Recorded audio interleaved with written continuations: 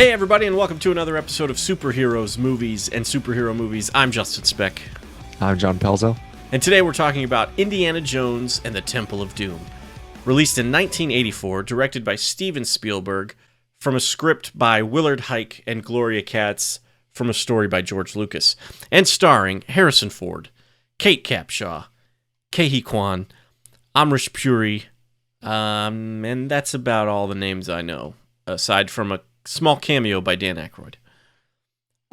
What? Yeah, you don't remember seeing Dan Aykroyd in the movie? Remind me. Very small part in the very beginning. He helps Indiana Jones and Willie and Short Round get on the plane after they escape from Club Obi-Wan. I did not notice that. Well, he doesn't get a close-up or anything, so it's one of those kind of, if you're not paying attention, you'll miss it type of things. Right. So, do you have a memory of seeing this for the first time, John? This came out, the year you were born, I'm pretty sure, and so I was about 1 when it came out. So I don't necessarily have a memory of the first time seeing it, but I used to watch this movie as a kid a lot. Oh, really? Yes. My cousin lived in Kentucky, and they had like a nice farm, and every summer I kind of got an opportunity to go up there and hang out. So I frequently took it, and they had taped Temple of Doom that had aired, I guess, on TV one night, and just like taped it. So they had a few movies like that, like I think Karate Kid and stuff. Like that's how I watched some of those movies. Temple of Doom was one where I'd go up and it was like, can I watch Temple of Doom? And they'd bring out the VHS tape with the sticker that had the handwritten whatever was on it. Grease, Temple of Doom, and Grease was another one. And like it was like I taped said, off I would just TV, or they made a copy of it when they rented it or something. It was taped off TV. Okay.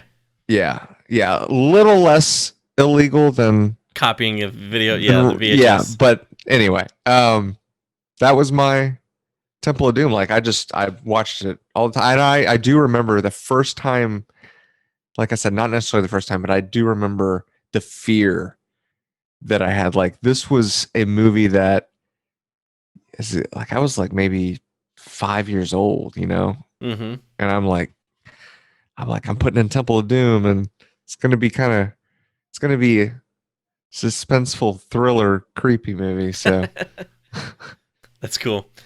I think I have a memory of seeing it for the first time. I think my parents rented it, and I don't even know if they had seen it. And I remember it being scary. I don't really remember being scared by it, but I remember thinking like the bad guy was scary, the heart getting taken out of the chest was freaky. And I remember my parents not really liking it that much, and so we didn't own any of the Indiana Jones movies, but I think we had maybe taped Last Crusade whenever it came on TV or something. Mm-hmm. So Last Crusade is the one that I think I watched a lot as a kid, but Temple of Doom I only saw a couple of times maybe. So I don't really. It's probably the Indiana Jones I know the least well. Well, aside from Crystal Skull, maybe. Yeah. But out of the original trilogy, it's probably the one I know the least well. Because Raiders I've seen a bunch of times, and Last Crusade I watched a bunch as a kid. But this one I don't think I really saw that often. I think I watched, when they rented it, I probably watched it, and then maybe we rented it again, or maybe I caught it on TV or something and watched it here and there, but not a lot. So I don't have a whole lot of memory of it. It's actually funny that you bring that up, because shortly after I would watch them there, I was maybe a couple years later, I ended up getting my own copies of the movies. I think I probably mentioned this in the Raiders episode. McDonald's had them, if you remember that, and you could like buy them. The VHS from McDonald's? Yes. Oh, wow, interesting. So we bought all of them, and once I had the trilogy, Temple of Doom became the least watched one for me. Definitely Raiders and Last Crusade were the ones that I typically would want to watch. So yeah, after those early years, kind of didn't really watch Temple of Doom as much. Yeah, same with me. When I bought it on DVD, I remember watching Raiders and Last Crusade more than Temple of Doom. That's probably when I did rewatch Temple of Doom, was when I first bought the box set. So it's possible I had only seen the movie one time before finally buying it on DVD as an adult. And it wasn't until I was an adult that I realized that this movie is actually a prequel. I was wondering about that. Yeah. So Raiders takes place in 36, and this one takes place in 35. And I read that the reason for that was because George Lucas didn't want the bad guys to be Nazis again. He was trying to come up with something different, so he set it a year before Raiders, which is interesting. I as a kid, I never realized that, and it wasn't until I bought the DVD box set, I think, that I realized that it took place before Raiders. I have some questions. Okay. Well, let me look at my notes real quick. Well, I'll start off by saying that I'm conflicted about the opening scene. I like it, but at the same time, I don't. It's kind of an interesting Indiana Jones opening. It feels very James Bondish. Yes. You know, you've got the bad guy who delivers the poison, and he's got the antidote, and but it's got that Spielberg kind of feel to it still. And I do like that. I think this is the only Indiana Jones movie where we actually get like the Indiana Jones font for the main title. Yes, which was really cool. I definitely like the reveal of the title. Yeah. You have Kate Capshaw, like singing the song. Yeah, and it's got like this interesting thing where the logo is in front of the background dancers, but behind Kate Capshaw. Yes. She actually covers up the word "of." Yes. Yeah, it's interesting. So I did write one note about what's inside the dragon, because during the music scene, she turns around and goes into the dragon's mouth, and then it takes you into this room where there's like giant room. Yeah, there's like 30 different dancers, and I'm like, one, the audience can't see this at all. I thought that too. I was like, I guess this is just for them. And then they come back out. So, yeah, very interesting. What did you think about the introduction? That's the introduction of Indy. And what did you think of that? Like I said, I'm kind of conflicted. I like the scene. I like how it plays out, and I like Indiana Jones in it and everything. It just almost doesn't... It almost feels like it belongs in a different movie. It doesn't quite fit the Indiana... It doesn't really feel like Indiana Jones. Right. And I know that, when... I think... I may have said this in the Raiders episode, but Steven Spielberg was talking to George Lucas and said, he kind of confessed to George Lucas that he's always really wanted to direct a James Bond movie. And George Lucas goes, well, I got an idea that's kind of, in that same vein. And he told him about Indiana Jones. So I'm wondering if this opening sequence was kind of a play on that, like, hey, you told me you always want to do it with James Bond. We'll make this beginning kind of James Bond-ish. Because, even Indy's in the tuxedo and everything. He's very... Yeah. He's still Indiana Jones, but it's a very James Bond-esque scene. I never really thought about it like that, and I think you totally hit the nail on the head, especially pointing out the tuxedo. Yeah, I think that's got to be it. And it's kind of like, instead of doing the opening scene where someone's singing a James Bond song titled the name of the movie, right? This is because it's also a musical number, right? Yeah, it is. Yeah. So yeah, I think you're dead on with that. I actually like it. Well, sort of. It's poorly actually directed, or I don't know, but like I heard saying that about Steven Spielberg, but then again, he did do Crystal Skull. But I don't know if you noticed, but after the gunfighting starts, right, and people start running around screaming, there are literally people running around screaming for like 3 or 4 minutes. Right. It's a pretty small room. It's a small room, and the people would have been out of there within 20 seconds. Right. And they're just running around in circles, just nonstop. People are kicking things, tripping, and it really hurt me to watch. Yeah, it's a sequence that maybe goes on for a little too long. I like that Indy is poisoned and he's trying to get the antidote. Yes. Although he has it, it's the first time he goes to grab for it. I mean, he basically has it and he knocks it off the table. And granted, I know he's been poisoned, but it's just like he should have been able to grab it right then. But I do like I like it and I don't. I'm kind of feel weirdly conflicted about it. But like Kate Capshaw going after the diamond and like people keep kicking it, and she's like, no. Like it's funny, but like I said, I think it goes on a little too long. Right. And you're right. It's something I didn't actually think about, but because they needed that chaos, they had to have people just keep running, even though they would have cleared the room very quickly. Yes, I understood why it was done, but it just, when you think about it, it just totally puts you on a movie set instead, and you're out of it being real at that point. I actually had to rewatch the beginning because like halfway through the movie, I was like, why is Willie even here? And I was like, did Indiana Jones just flat out kidnap her? And then I realized it's because she gets the antidote, and he basically takes her with him because she's got the antidote.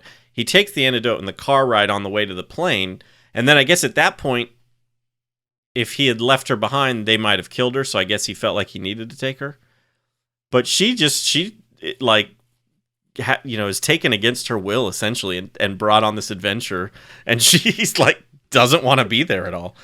But it's interesting because she doesn't want to be there, but she also doesn't act like a hostage. Right, she doesn't act like she's been kidnapped. Yeah, she's like a part of the group. But so another reason I watched the beginning was because I felt like, especially the way that they interacted, that they knew each other, but they are introduced to each other at the club. Right. So I don't think they know each other. It's almost like Marion.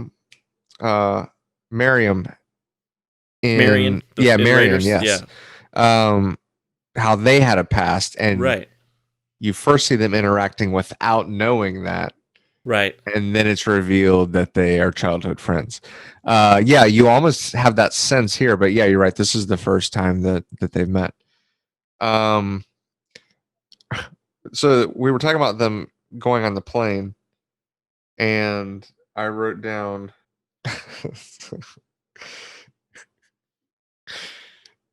so they're flying, and then Indy and Short Round and Willie, they fall asleep, and it shows the pilots peeking with the curtain, and they look back and see that they're sleeping. So they dump gas and then try to creep out without waking them. They wake up, and then they just start basically laughing as they're jumping out with parachutes. And I wrote down, why don't they just shoot them? Right. That's a great point. They could land the plane themselves. They could have just shot them when they were getting on the plane. Yeah, that's They didn't even have to take off. And then, of course, you have that dramatic scene where they close the door, and it's LeChaux's like, I actually like that part where Indy sees them approach, and he's like, I can't remember the exact line, but he says something like, "Not this time, Lao Che," or "Try again." And they close the door, and you see it says Lao Che on the plane. Yeah. I like that a lot, actually. I thought that was pretty good. That was one of the notes I wrote was, Dan Aykroyd is the guy that gets him on the plane. Okay. That's the Dan Aykroyd cameo. And so then I said, because right before he gets on the plane, he turns to Dan Aykroyd and he goes, "I owe you a gin," which makes me think they knew each other. And, this is something that they've done before. Right. So did Dan Aykroyd's character not know that this was Lao Che's plane, even though it says Lao Che right on the side, or did he betray Indy? Is what I'd like to know. Well, I would say, because you have a moment like that in either Raiders or Last Crusade, I can't remember, or maybe both, but with Marcus, where he is like doing something to try to help Indy, but being a bumbling guy that he is, he kind of doesn't check all the boxes, and it turns out to be, I don't know, who knows? That's a good question, though. Yeah, I'd be curious to know what the answer to that is, because I don't know. I mean, Dan Aykroyd's character is somebody we've never seen before, so it could go either way. I don't know the answer to that. Um, the them jumping out of the plane in a inflatable raft. I when they hit the ground, I was like, they're dead. They'd be dead. And in fact, I read that there was a MythBusters episode where they put that to the test and determined that yes, you would die. Oh, that's hilarious. Yeah. This all happens within about, what do you think, 10 minutes of the movie? Yeah, it's pretty early on. Yeah. And I remember thinking, this movie does not hold up. At this point in the movie, I was like, wow. And then, of course, you have the whole thing where there's the laughs and they have the camping thing where she's running from all the creatures. Yeah, that goes on for a while too, actually. Yes. Yeah. And it was very like, what did you think of Kate Capshaw? I think Kate Capshaw actually does a really good job of playing Willie. I just don't think Willie is a very good character.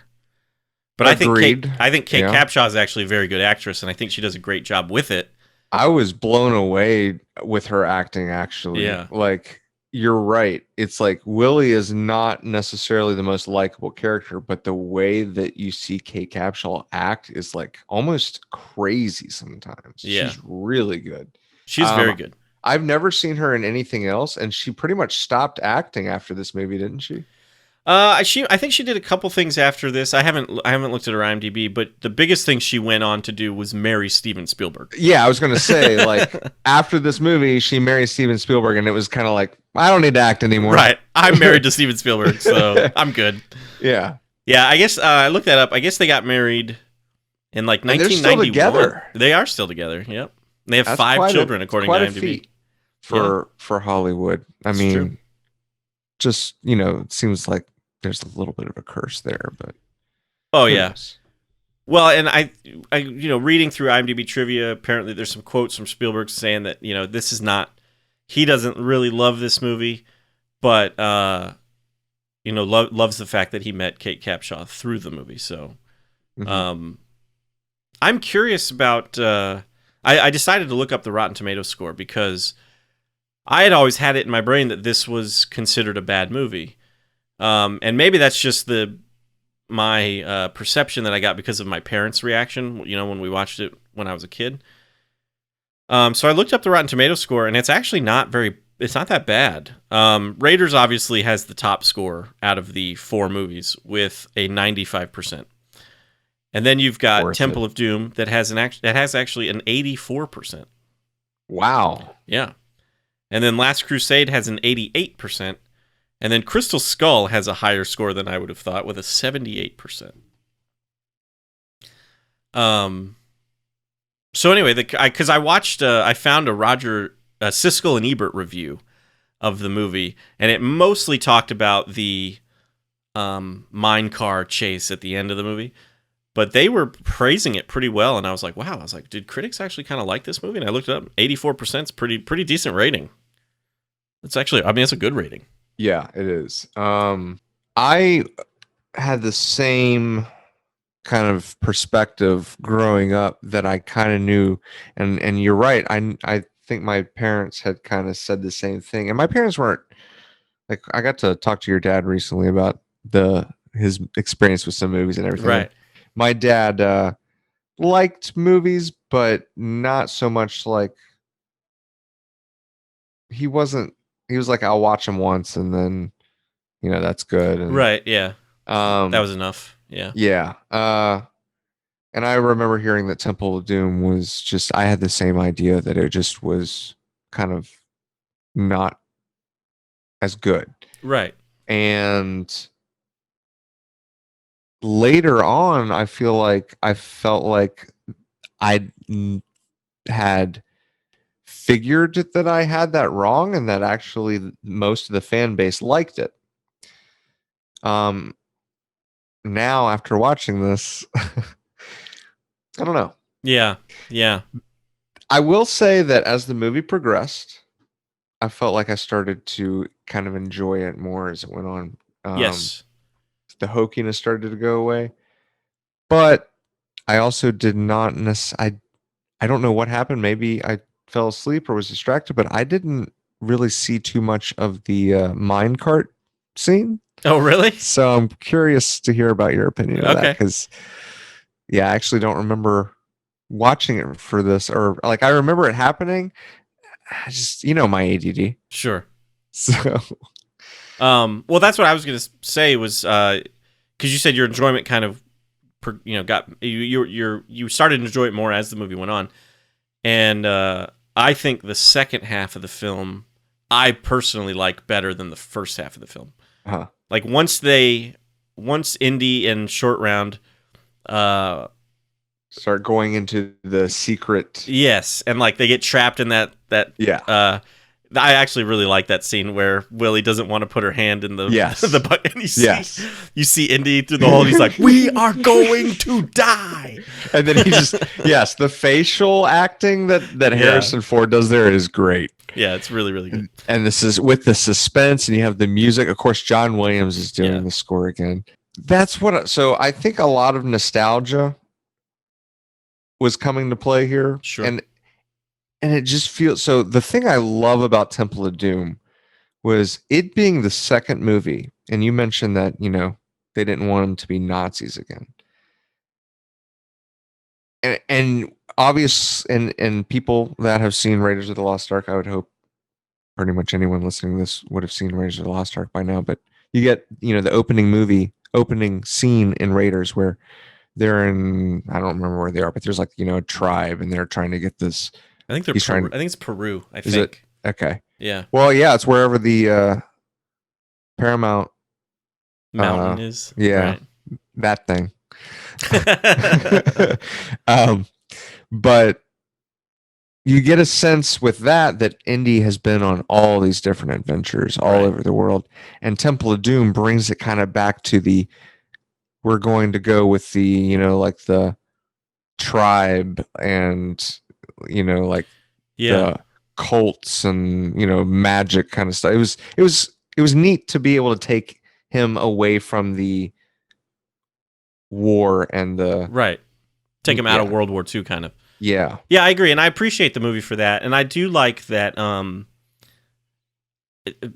of Raiders and Last Crusade, he kind of stumbles upon the mission in this one. Like they jump out of the plane, they take that inflatable raft down the river, and they end up in this village. And once they're there, they find out that the rock has been stolen, and their crops are dying, and their children have been taken.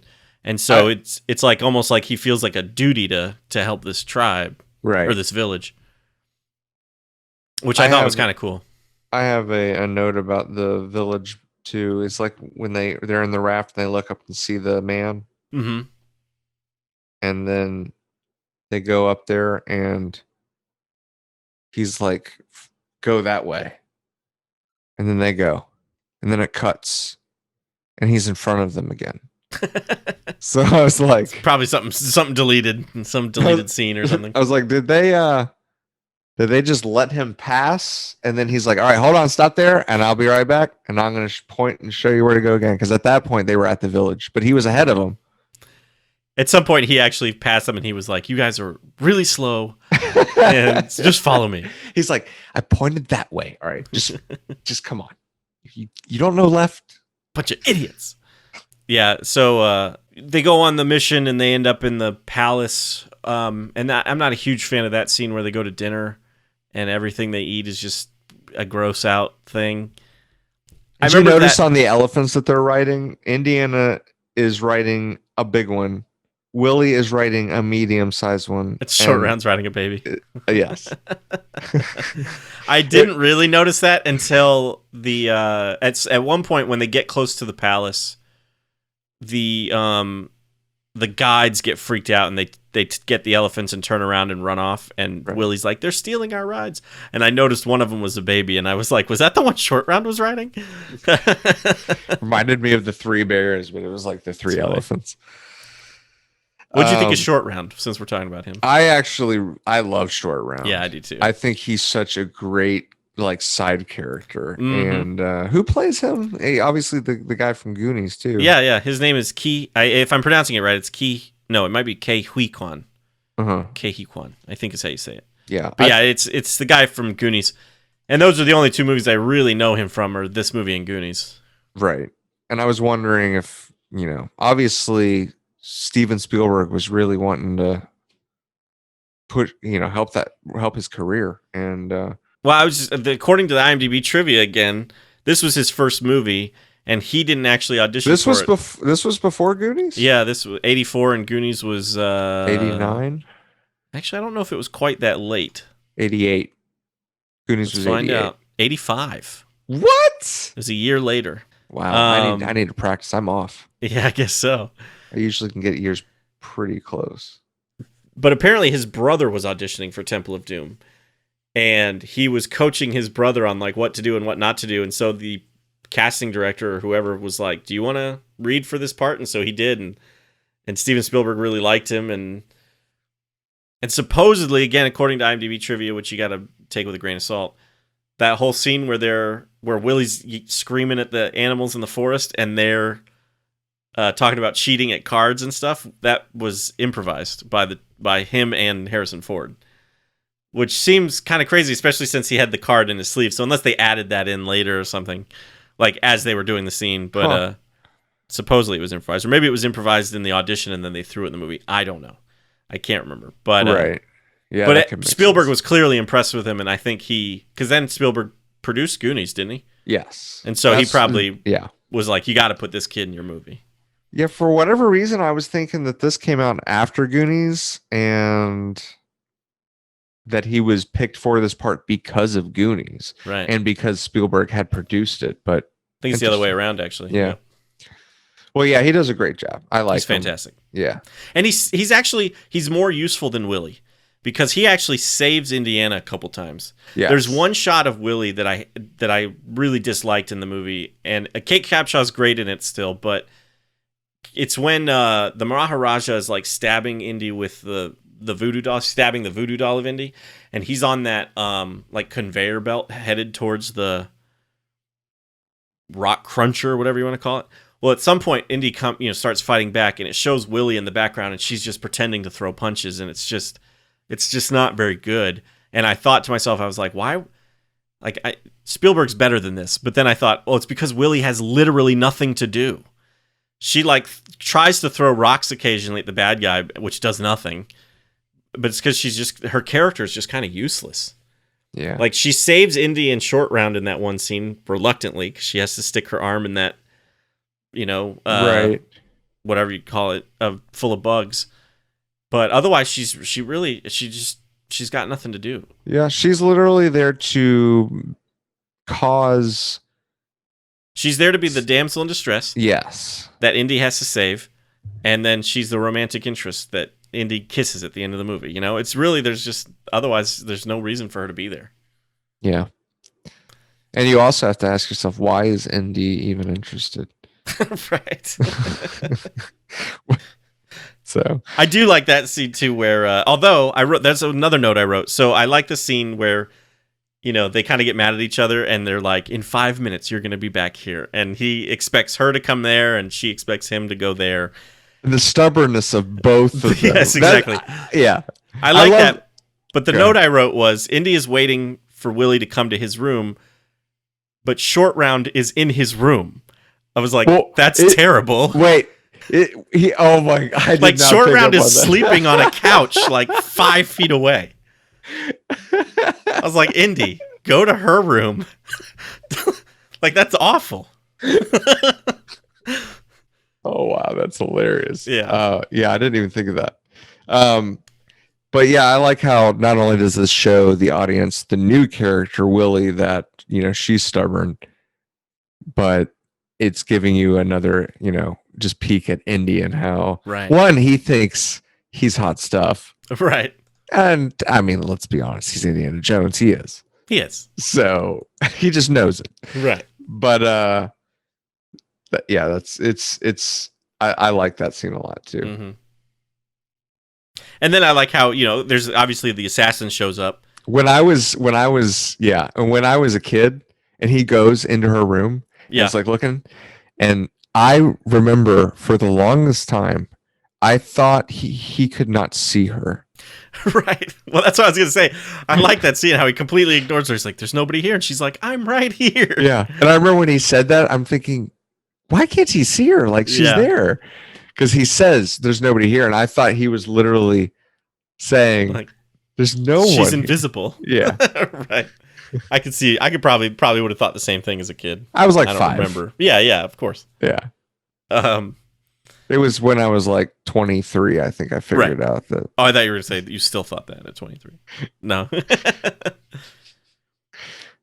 Oh yeah. The next note I wrote was just that's a strong ceiling fan because that guy, Indy, the assassin in the room, Indy whips him around the neck and then it somehow ends up in the ceiling fan and the guy actually gets pulled up off the ground, basically into the ceiling fan and hangs himself. And I thought, man, that's a really Well, strong he doesn't ceiling fan. die because if you notice, he tells Short Round to cut the rope or do something. So the body actually falls, and I think he was like saving his life.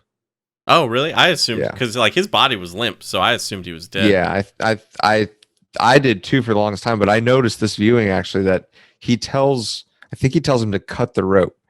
And I'm like, and why would he say that? And that's the only reason I can think of is that they were kind of trying to say he didn't die. You know, if any parent maybe complained or something. Well, it's funny you should mention that because this movie did get a lot of complaints because In fact, this is the movie that created the PG-13 rating. that's exactly what I was going to say. Yeah, this was a PG rated movie, and a lot of parents complained that it was, more violent than they were expecting for a PG movie. I mean, the guy does get his heart ripped out, and there's the guy hanging. I mean, there's a lot of stuff in this movie, and it is a darker movie than Raiders. It's very dark. So I think I read it was this and Gremlins that both kind of got some complaints about the being PG, but it wasn't dark enough or violent enough to be rated R. Right. And so because of this movie and maybe Gremlins, the PG-13 rating was created, and the first movie to be released with a PG-13 rating was Red Dawn. And for a long time, I thought this was the first movie that got a PG-13 rating, but it was just the movie that was kind of responsible for creating the PG-13 rating. Yeah. Right. As far as I know, this movie is still technically rated PG, but I haven't looked at like I haven't looked at like the Blu-ray on the back or anything to see what it's rated now, because I could see them going back and changing it to a PG-13. Yeah. I don't know. It's a good question. But yeah, I always found that interesting that the PG-13 rating just didn't exist back in the early 80s or Right. I guess I did a little research on the MPAA and they started in the 60s, so from 1960 whatever to 1984 there was no PG-13. And there's a couple other movies that came out before PG-13 that I remember thinking could have been one of them was Willow. Yeah, that could have been PG-13 because that gets kind of scary at the end. Yeah, and it's PG. Right. Well, I'm saying it could have been PG-13 is what I mean. Right. Yeah, because there's a scene where like the dragon like rips its skin off and it's like looks like a brain just laying there with like it was pretty gross. I remember thinking as a kid, how is this PG? So yeah, anyway, that's a big impact on the industry. Yeah, oh yeah. So another movie I just looked it up because I was pretty sure it was PG is the movie Airplane, which was oh my 1980. gosh, yeah, that was PG, right. And I remember I got yelled at one time by a customer at Blockbuster because he had rented it for his family, I guess, because it was rated PG, and there's nudity in that movie, so they were all upset about that, and they were like, there should be a warning on the case or something, and I was like, I don't write the cases or the blurbs on the case. This is back when like the cover art sat in front and then the Blockbuster rental sat behind it, so you didn't. Right. It just had whatever was printed on that case. But yeah, he yelled at. I mean, it wasn't me specifically. He was just very upset that he rented this for his family, and then was shocked to see that this PG movie was not really PG. I think, yeah, yeah, exactly.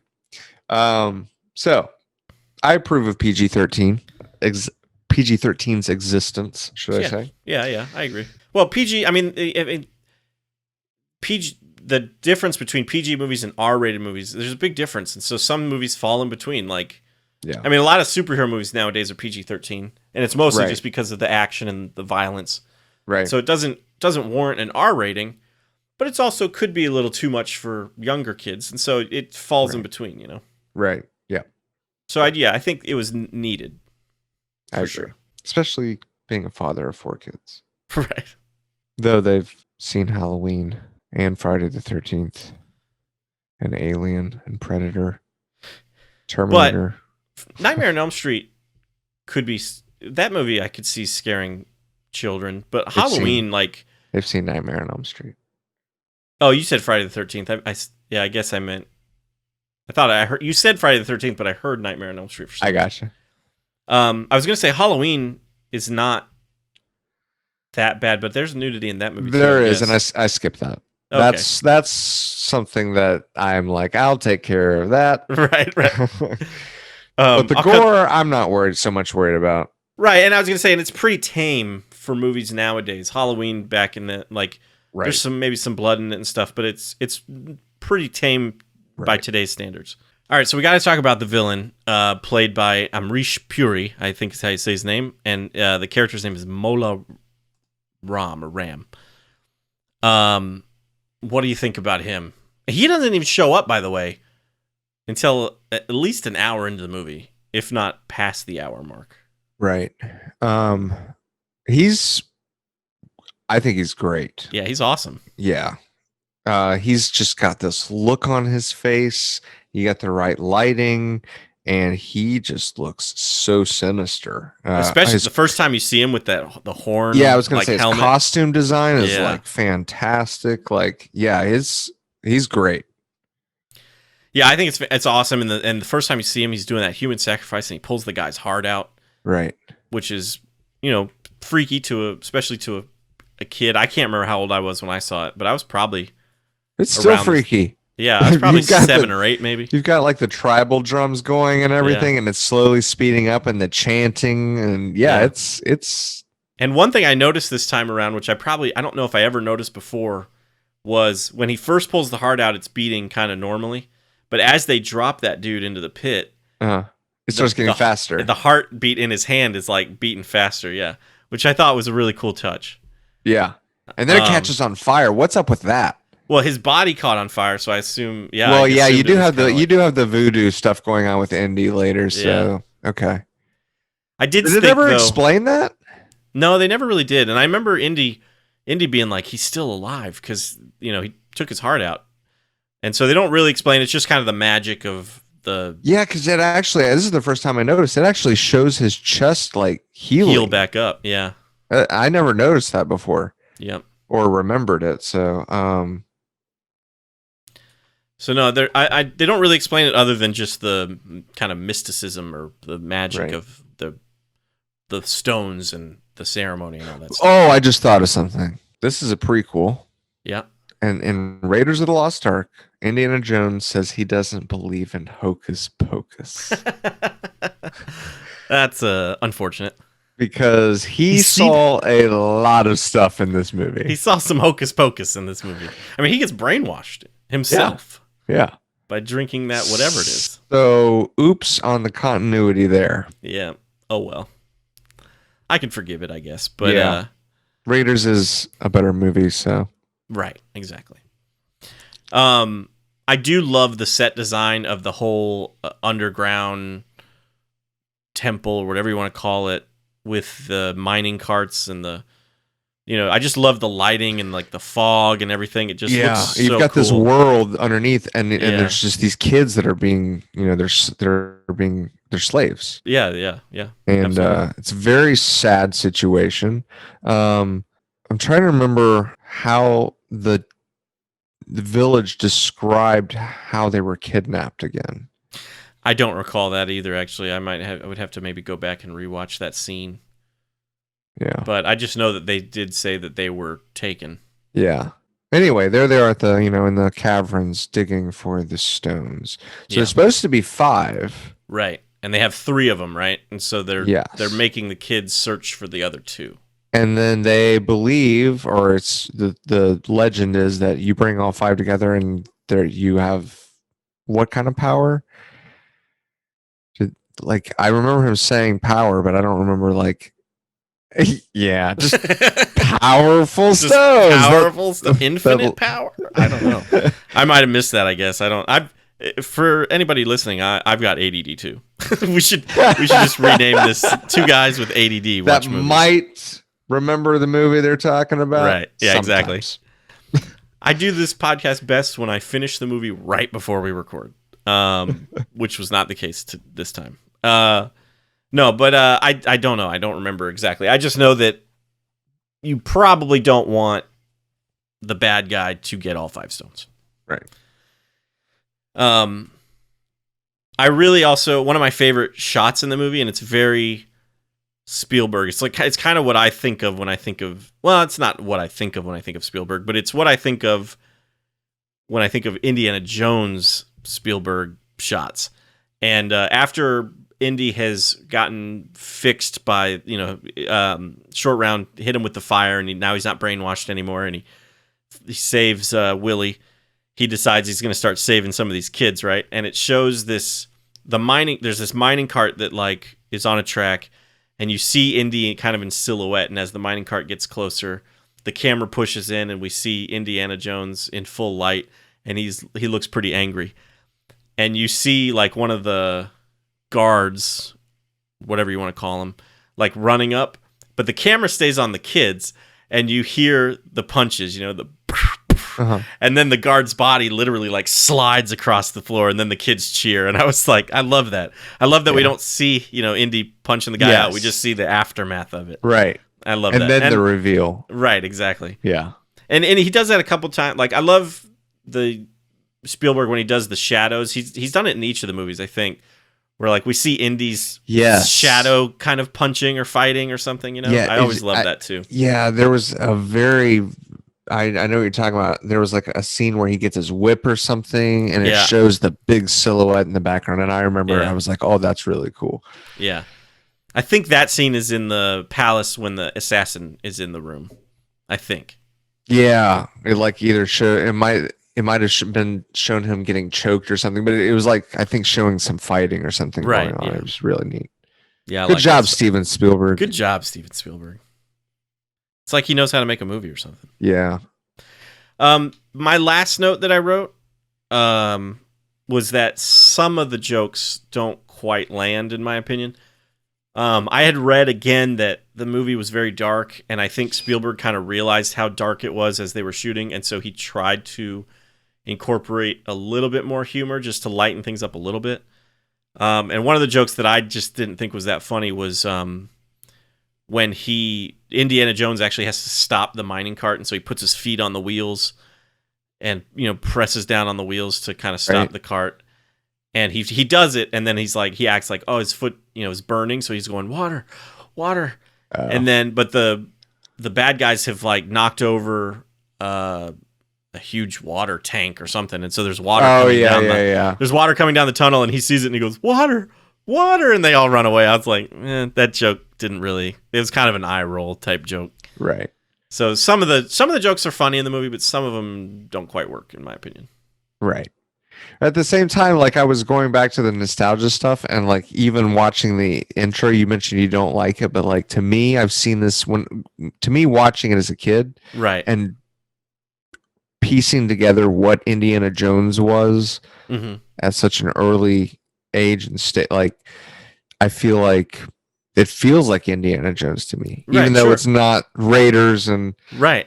And I get it. Yeah, and I don't dislike the scene. It's just I don't know.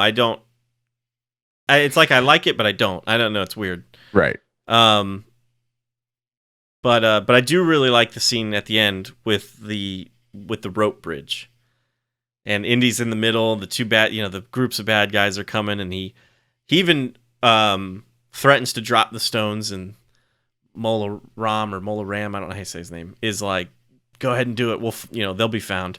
And Indy's like, right, that's not going to work. And so then it's actually one of my favorite Willie moments is when they kind of push Short Round and Willie onto the bridge.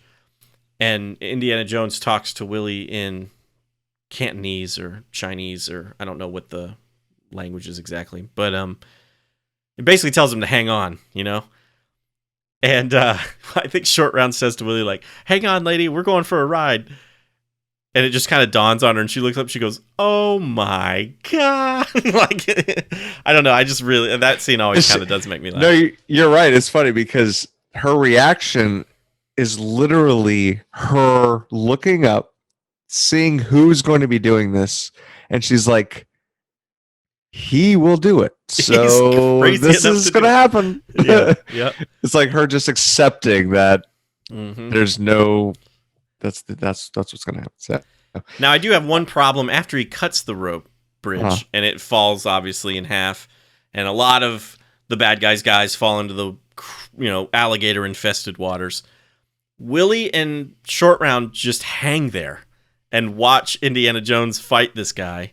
And at one point Short Round's like, protect your heart, and the bad guy does try to take Indiana Jones' heart, but they should be climbing. I don't know why they're just hanging. They're waiting just for him. Watching. Yeah. It's like, get a move on. Yeah. I didn't think of that. That's funny though. Yeah, you're right. The fight between, what's his name again? The bad guy? Yeah, Mola Ram. That fight sequence is actually pretty cool. Mm-hmm. Like I thought, stunt wise and everything, it holds up even today. It looked, you have like them falling kind of down, and it didn't look cheesy really. Right. So the only part that does look a little cheesy is when he finally does fall off. Yeah. And you see him like bumping the cliff wall a couple times before he lands in the water. You can kind of really tell that that's a little dated looking, but it's still cool though. It was still interesting, yeah, because when was this made again? 84. Yeah, so like that was pretty impressive for that time. Sure, to be able to get that kind of shot. Mm-hmm. In Batman 89, you kind of do the same thing with the Joker, but it's almost like a painting or a drawing. Right. It probably was kind of like a matte painting or something. This one actually kind of follows, like you kind of the camera follows them. Yeah, like goes through the valley. Is kind of before its time if you think about it. Yeah. Because they really start doing that later on in film. But anyway, yeah, I like the conclusion. I really like the bridge scene. How that's kind of the last thing that I thought that was neat.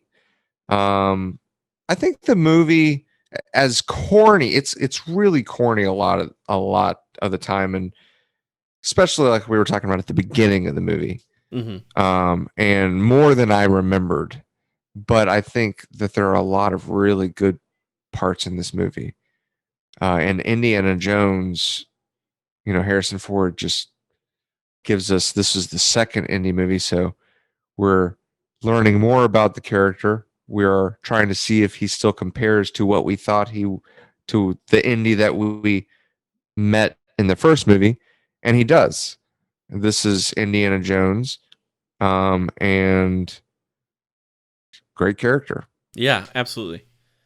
Yeah, I agree with that. I just thought of another scene that is a joke that normally wouldn't work for me, but it actually does kind of work in this movie. I don't really love when they recycle jokes, but there was a great moment in this movie where there's two guys with swords and they kind of spin their swords at Indy, and he gets all cocky and he goes for his gun and then he realizes his gun isn't there. I like that, and Harrison Ford plays it really well. Yeah. So that was, but no, you're right. I think he really solidified this character being like a truly iconic movie character. He was amazing in the first movie, obviously, and he probably was an iconic character, but in this film, I think solidifies it. Yes. It's when's the third one coming? No one left that theater thinking, oh, that's the end of them. No, they were no more Indiana Jones movies after that. What's the next one going to be about? Right. Yeah. Exactly. And then they were like, Nazis. Again, okay. Yeah. Yeah, and like I said, I was surprised to see, because I had always had the perception that it was a bad movie, and so surprised to see that it actually has a very favorable critic rating. So I'd be curious to know what the or audience reaction was back in '84, walking out of the theater. Were they like, well, that wasn't as good as Raiders, or did they have that reaction like, when is the third one? I can't wait to see another one. I'd be curious. Right. Well, regardless, I'm sure what I was saying is not they weren't necessarily like I can't wait to see the third one, but more of what I wonder what the third one's going to be about, because obviously there will be a third one. Yeah, obviously we've got a series going here. And it clearly made a lot of money, enough money to warrant a third one. So I think maybe audiences did like it. Yeah, I don't know. I think for the most part, yeah, they did. I think a lot of it was controversy of how dark it was. Right. And the only thing maybe people might not have liked was the more included humor. Right. I mean, there was a lot of humor in Raiders too, but this one felt more obviously forced. Right. And I could see people not liking Willie, you know? She screams all the time in the movie, and like I said, she doesn't have a whole lot to do. And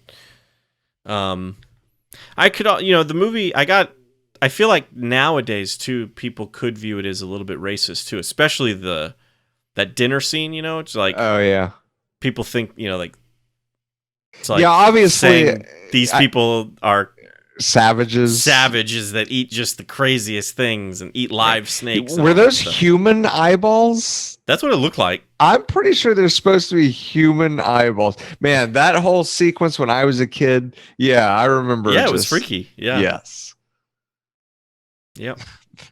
Even now watching the snakes come out, I was just like, oh. It is pretty weird. Yeah, like they cut into the snake. Yeah. And everybody, that's the thing, like in the scene, everybody except for Willie and Short Round are like, oh, super excited wait to eat this, and it's just gross stuff.